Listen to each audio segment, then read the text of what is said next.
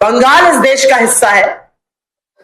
कोई फर्क नहीं पड़ता यहां पर हमारी सरकार हो किसी और की सरकार हो, लेकिन बंगाल इस देश का हिस्सा है।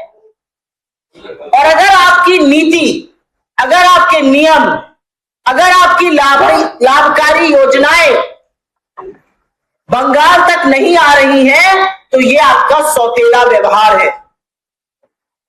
आपने बंगाल के करीब करीब 2 लाख करोड़ फंड रोककर उस पर बैठे हुए, कुंडली मारकर बैठे हुए हैं। तो कोई भी पलट के पूछेगा कि बंगाल के साथ ये सौतेला व्यवहार क्यों? और हां, मैं मानती हूं ताली एक हाथ से नहीं बजती, अभी उस पर भी चर्चा करूंगी यहां की सरकार की, लेकिन पहले बीजेपी की बात करते हैं। 21 राज्यों में आपकी सरकार है, वहां पर आपका फंड जाएगा, लेकिन बंगाल में आप फंड को रोकते हैं। मनरेगा का फंड नहीं आता है, आपकी अन्य लाभकारी योजनाओं का फंड नहीं आता, आप कुछ ना कुछ उसमें रोड़ा अटकाते हैं। आप बार बार ऐसे नियम बनाते हैं कि बंगाल आपके हितकारी योजनाओं से, जनहित योजनाओं से वंचित रह जाए। तो कोई भी पलट के पूछेगा बंगाल के साथ ये सौतेला व्यवहार क्यों?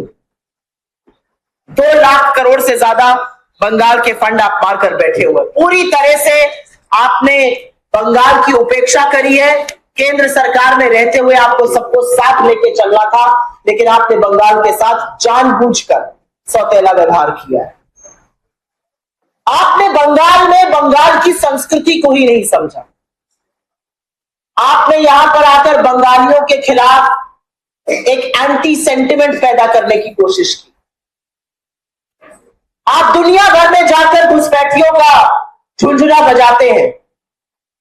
आज सवाल इस बात का है कि आपको कितने घुसपैठी मिले, और सवाल इस बात का भी है कि क्या यह सच नहीं है कि आपने बांग्ला भाषी लोगों के खिलाफ इस देश में नफरत और विष घोलने का काम किया है।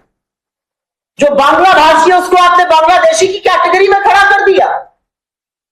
आपने बंगाल के खिलाफ एक सेंटिमेंट बढ़ाने का काम किया है। एजेंसियों का दुरुपयोग आप हर राज्य में करते हैं जहां पर आपकी सरकार नहीं है। आपने लगातार लोकतांत्रिक संस्थाओं को धूमिल करने का, उनको कमजोर करने का काम यहां पर भी किया है और पहले भी करते आए। मैं 2 वाक्य बताकर उसके बाद एसआईआर पे बात करूं। इनकी समझ बंगाल की संस्कृति, बंगाल के महापुरुषों, बंगाल के युग पुरुषों को लेकर क्या है, इसका नमूना ये खुद देते फिर रहे हैं। कल यहां पर उत्तर प्रदेश के मुख्यमंत्री आए। मैं और बीपी भाई दोनों उत्तर प्रदेश से आते हैं। उत्तर प्रदेश के मुख्यमंत्री आए और एक सभा के आयोजन में उन्होंने कहा कि स्वामी विवेकानंद ने कहा था, तुम मुझे खून दो, मैं तुम्हें आजादी दूंगा। ना आप स्वामी विवेकानंद को समझ पाए, ना आप नेताजी सुभाष चंद्र बोस को समझ पाए। ये बात सुभाष चंद्र बोस जी ने 1944 में आजाद हिंद फौज की एक रैली में कही थी, रंगून में कही थी, और इससे देश में एक नई क्रांति का आह्वान हुआ था। और कितने दुर्भाग्य की बात है कि उत्तर प्रदेश के मुख्यमंत्री, जो यहाँ के स्टार प्रचारक हैं बीजेपी के, उनको यही नहीं पता कि आदि पुरुष स्वामी विवेकानंद जी की देहांत 1902 में ही हो गया था। आपने नेताजी के इतने बड़े उद्घोष को, आपको पता ही नहीं है कि ये उनका उद्घोष है। ये स्वामी जी का भी अपमान है, ये नेताजी का भी अपमान है। यहां पर हमारी राजनीतिक मतभेद है और हम पूरे पुरजोर तरीके से उसका अवहेलना करते हैं। उनके अभी हम कच्चा चिट्ठा उनका भी खोलेंगे, लेकिन राजनीति में मर्यादा नहीं भूलनी चाहिए। पिछली बार आकर नरेंद्र मोदी दीदी ओ दीदी कर रहे थे, इस बार आकर अमित शाह ए दीदी कर रहे हैं।